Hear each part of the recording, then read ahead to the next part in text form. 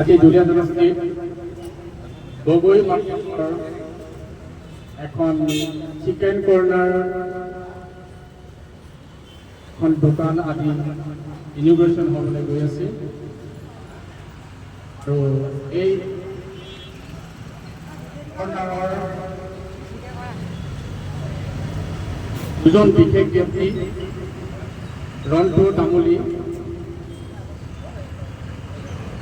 আজিও এই দুইজনে একেলগে মিলি দুই বন্ধুৱে এখন চিকেন কৰ্নাৰ হিচাপে দোকান এখন ইনোগ্ৰেশ্যন কৰিবলৈ গৈ আছে। আজিৰ পৰা এই দোকানখন আৰম্ভ হ'ব।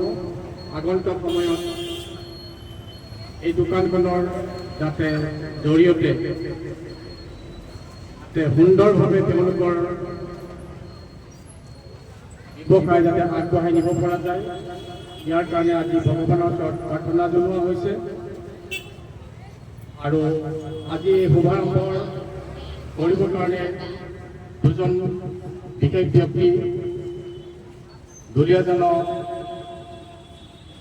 জ্যেষ্ঠ সাংবাদিক জয়ন্ত ভূঞা ডাঙৰীয়া আৰু প্ৰতিদিনৰ সাংবাদিক জিতুল দত্ত ডাঙৰীয়া, তেখেত দুজনৰ জৰিয়তে আজি এই দোকানখন শুভাৰম্ভ কৰিব বিচাৰিছে আৰু তেখেতলোকে আমি আগলৈ আহি এই শুভাৰম্ভ কৰিবৰ কাৰণে আমি অনুৰোধ জনাইছোঁ।